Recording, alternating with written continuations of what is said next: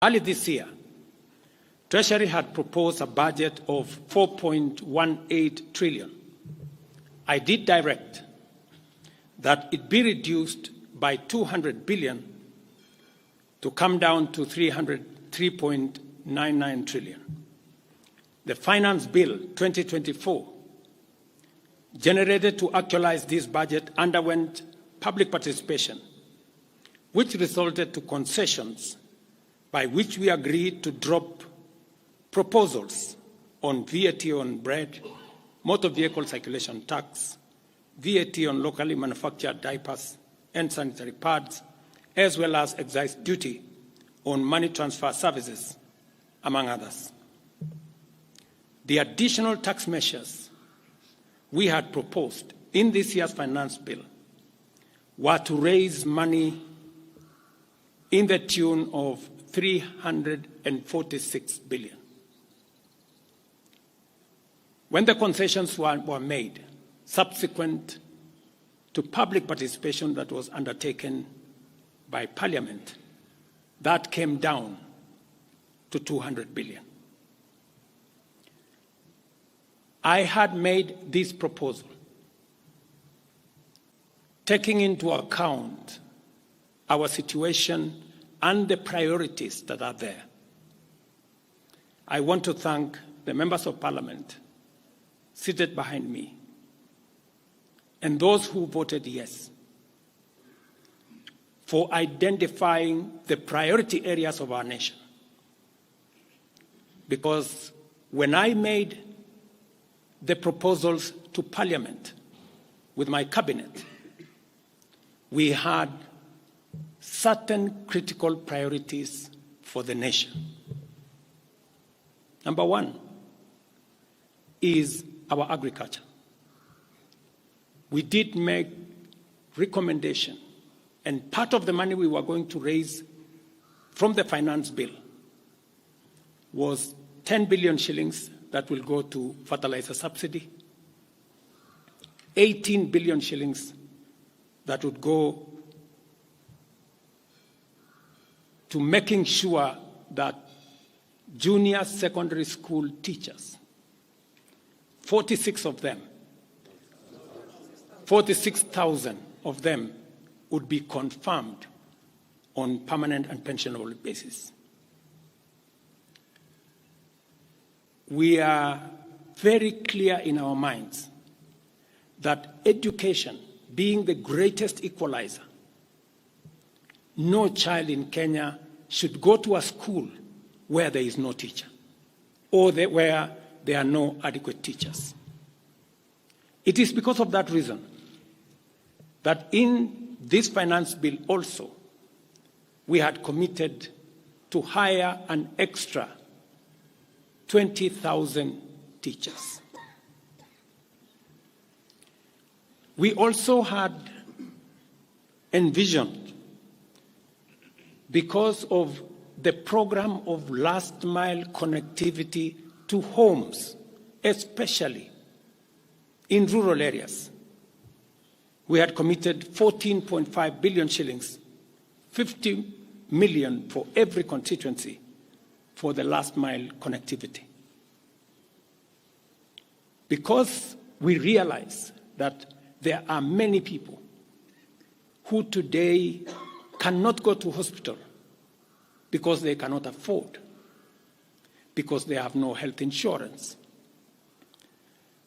We had committed 6 billion shillings to operationalize our universal health coverage plan that would make it possible for every citizen to have a health insurance, those who cannot afford to be paid for by the government of Kenya, and to also operationalize the chronic illness fund that would make it possible for those who suffer from cancer, diabetes, hypertension, to be able to go to hospital, be treated, and go home without being asked for any money. We also had planned to put in money for our coffee farmers to retire the heavy debts that are bedeviling our coffee farmers. We also had allocated money for our sugarcane farmers to make sure that our sugarcane farmers get out of the debts that they're in. We had also committed to our milk farmers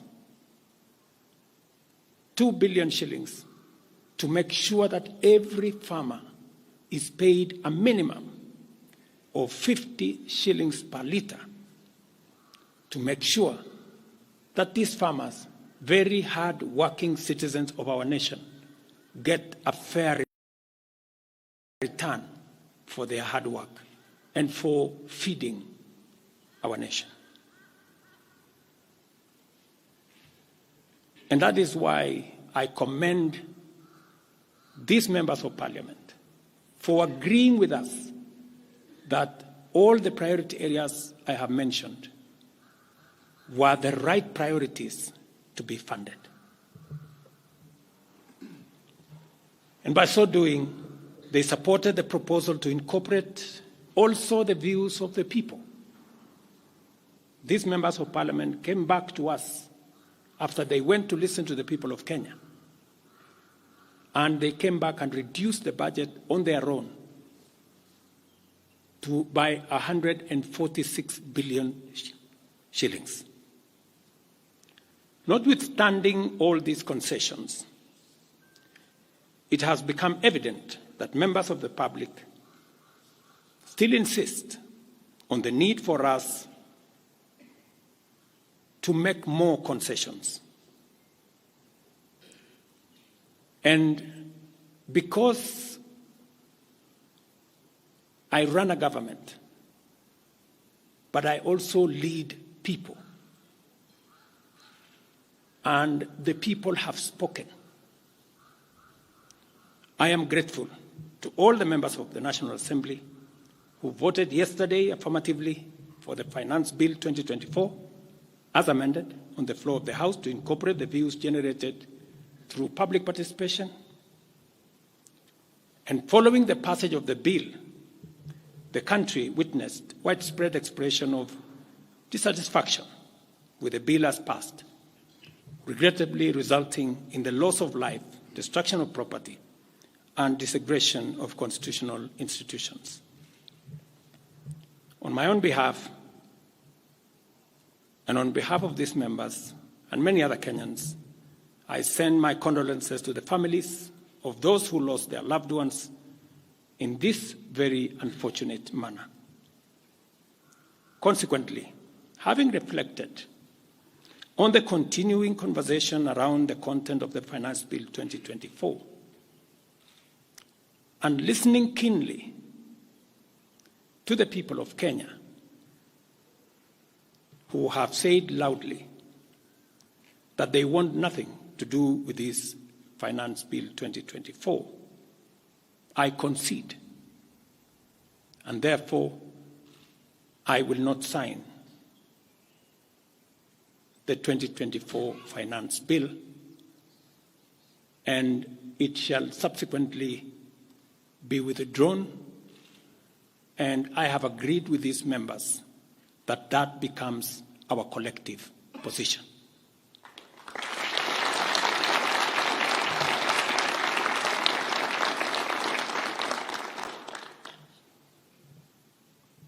Accordingly, there is need for us as a nation to pick up from here and go into the future. And I am therefore proposing that because we have gotten rid of the Finance Bill 2024, it is necessary for us to have a conversation as a nation going forward. How do we manage the affairs of the country together? How do we manage our debt situation together? How do we work on the budget with the deficits that now exist together? And as I committed last Sunday, I will be proposing an engagement with the young people of our nation, our sons and daughters, for us to listen to them. As I said on Sunday, listen to their views, listen to their proposals, their ideas, their concerns, and what they think we should do better as we go forward. I am also recommending a multi-sectoral, bipartisan, multi-stakeholder engagement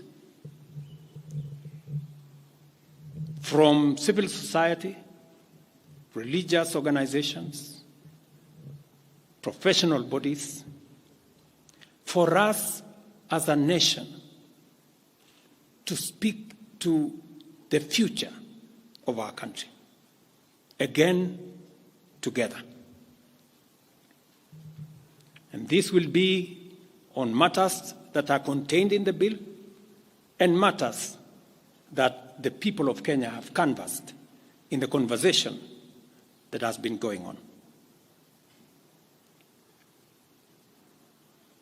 In this regard as well, I am directing for immediate further austerity measures to reduce expenditure, starting with the Office of the President, the entire presidency, and extending to the entire executive arm of government. Operational expenditure in the presidency be reduced to remove allocations for the confidential fort, reduce travel, hospitality, purchase of motor vehicles, renovations, and other expenditures. This will cover the entire presidency and also the executive arm of government.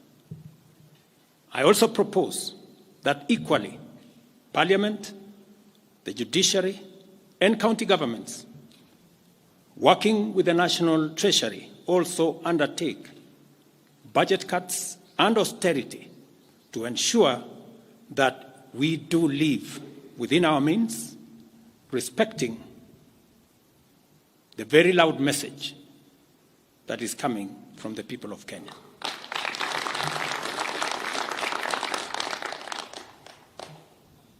And let me confirm that I have discussed with many stakeholders. I will be meeting some of them shortly after this meeting on charting a way forward that makes sure that we carry the whole nation in this very important journey as we go into the future as a country.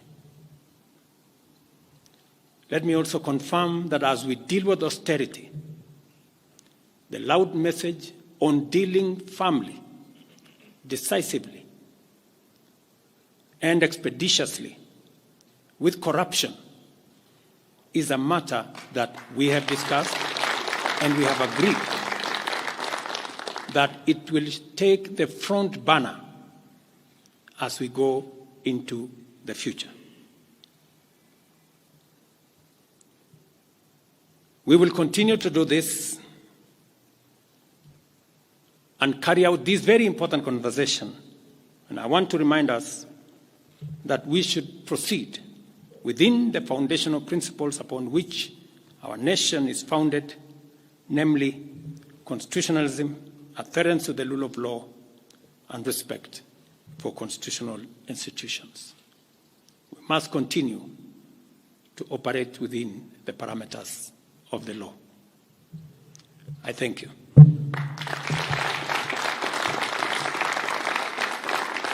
I will take a few questions, 3 questions to be specific. Thank you, Your Excellency. And the first question will start with Elizabeth Mutuku from TV47.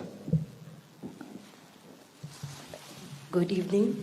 My question is on young leaders from the Gen Z generation who were abducted yesterday and the day before yesterday. What happens to that?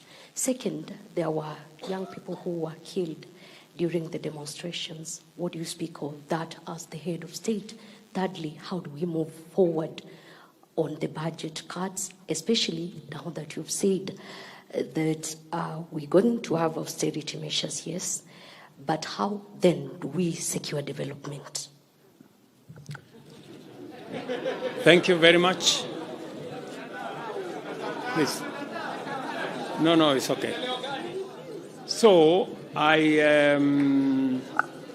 have said young people, 6 to be exact, 6 people yesterday lost their lives. Very unfortunately, they shouldn't have lost their lives. And I have said it is a very unfortunate situation. I wish that would not have happened. And there is a framework that will make sure that those 6 Kenyans who died yesterday will be accounted for. Number 2, I did promise the country that there will be no extrajudicial killings going forward.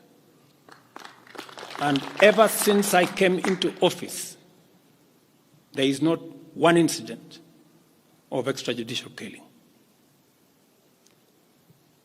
What you said about abduction are statements that were attributed to some of our civil society groups, but all the people they mentioned have since been found in police custody, and those that were already processed were already released.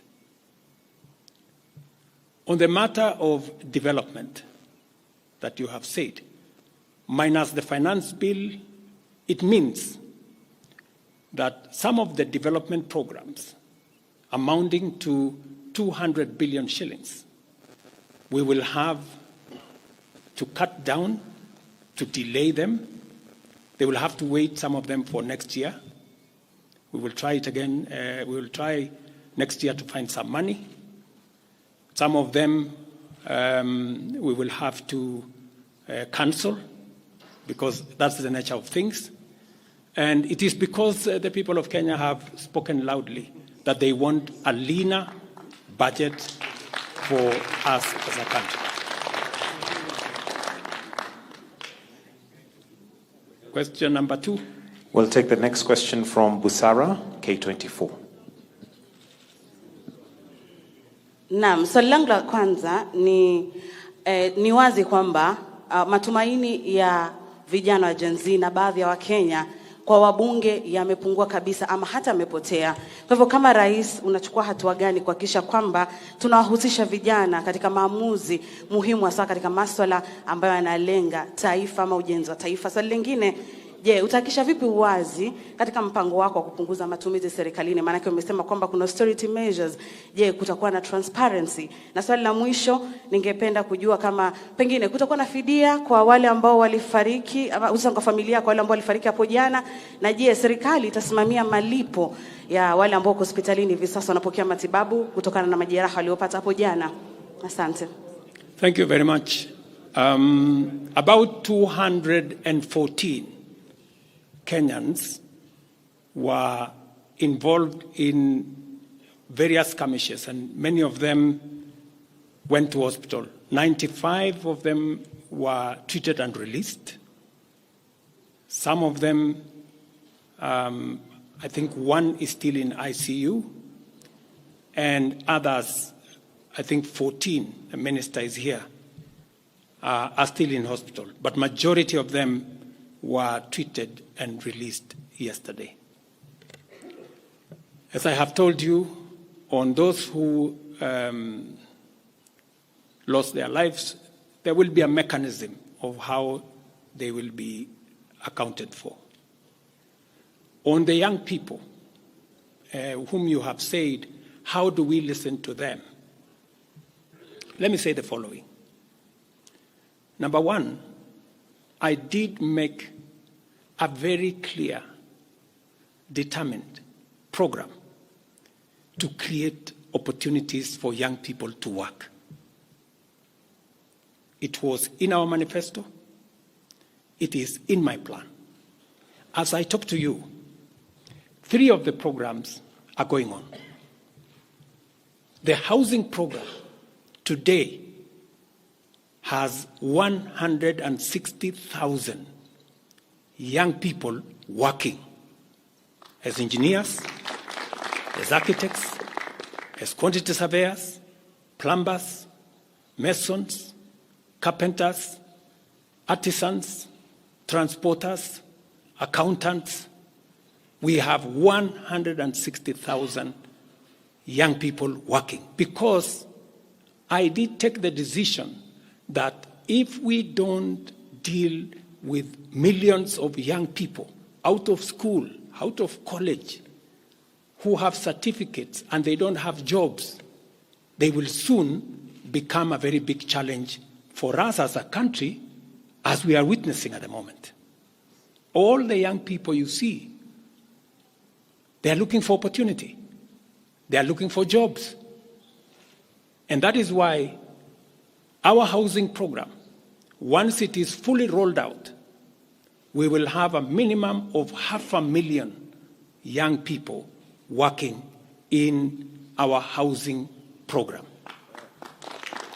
Number 2, I have been very clear on making sure that additional to our housing program is our digital infrastructure, the digital superhighway, the digital hubs, and the whole ecosystem of what we are doing in creating digital jobs.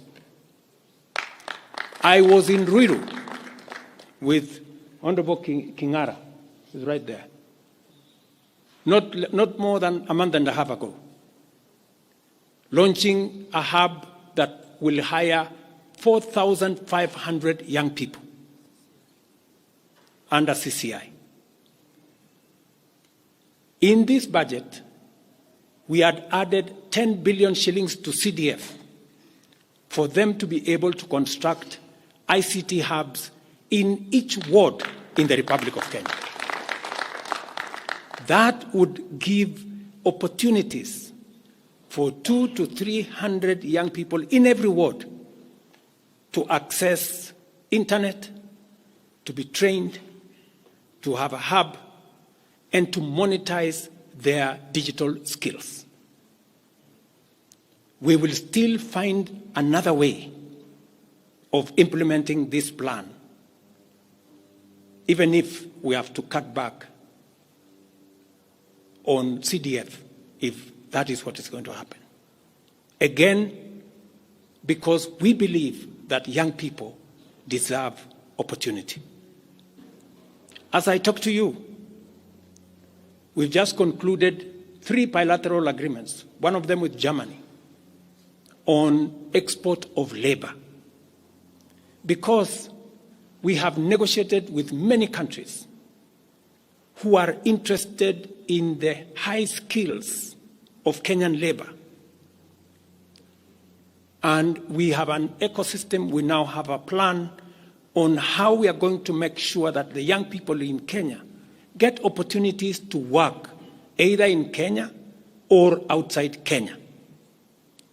In fact, just last week, I saw on the headlines of one of the dailies, there was a gentleman from my village. He was put on the headline. And he said he operated from where I used to operate, selling chicken. That's why they put him in the headline. And his complaint was, you see, the president has not done well because in this village, many people are going to look for jobs outside Kenya.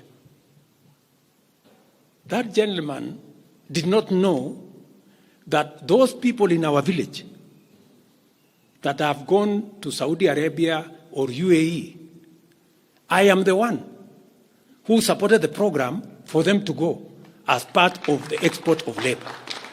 So he thought that those people were going away because there were no jobs in Kenya. But it is part of this plan I have kept on talking about, because I think it was called Misoy or somebody. If you go and check the headline, I think of last week, Thursday or Friday, he was there.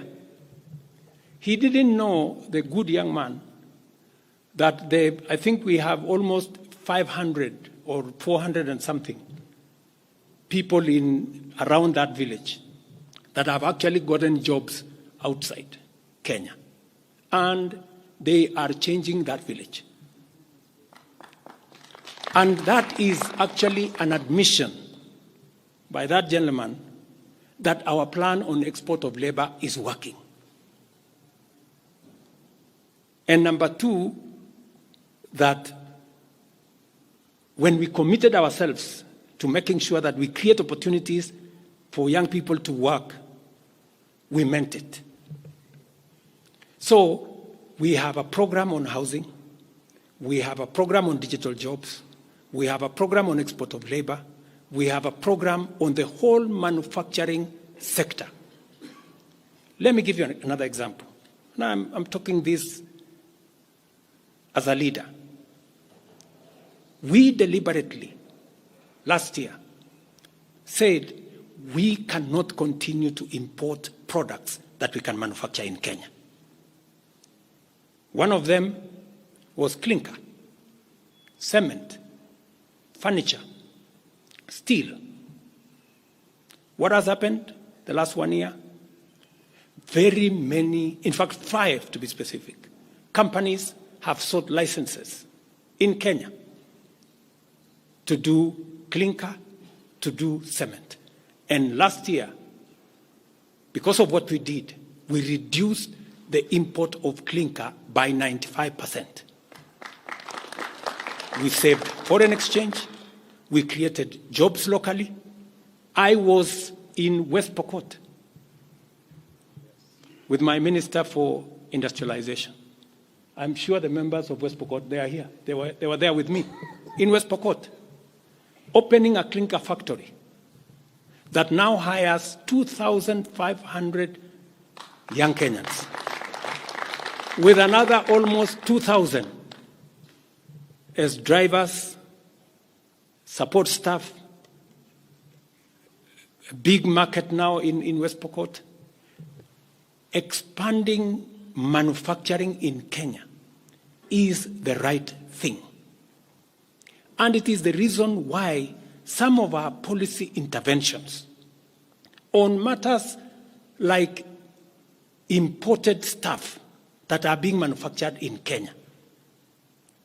For example, we have said substandard, low quality imported sanitary pads from China and other places. How can they come into Kenya when we have 10 companies in Kenya hiring Kenyan young people? How can they come and compete here? All the products that we are manufacturing locally, we must protect our local industries so that they create jobs locally, so that they create opportunities locally. In this finance bill, you will also see that we have imposed duty on potatoes from Europe. Surely, how can we continue importing potatoes from Europe? And we have farmers right here in Kirinyaga. We have farmers right here in Nyandarua, in Molo, in Timau. How can we justify, how can anybody take offense that we have imposed duty on imported potatoes? We have put duty on imported eggs, on imported onions, because we must protect our local farmers. Every country does that. Every country does that. I was negotiating with the Prime Minister of India because they are imposing duty on our avocados. I was in Korea negotiating with the government of Korea because they are imposing duty on our tea, on our coffee, and on our macadamia, including our avocados. Every country does that to protect their market, unless there is a mutual agreement. So these are amongst the things we are doing to make sure that we grow our local manufacturing, create local jobs, create local wealth. That is how we are going to move forward as a country. We cannot continue to be a supermarket for other people's factories. It is important that we also produce our own products. Our young people can produce products in Kenya which are of high quality, which are of international standard, and we can do that. So I just wanted to clarify this point because it is addressing the young people of our country. And I am looking forward to a conversation with my sons and daughters, the young people of this nation, to explain to them the opportunities that they have, and I want to listen to them. What additionally do they want me to do? What can we do better? And how can we move the country forward together? Thank you very much. Thank you, Excellency. That marks the end of the question session. Thank you very much, Your Excellency.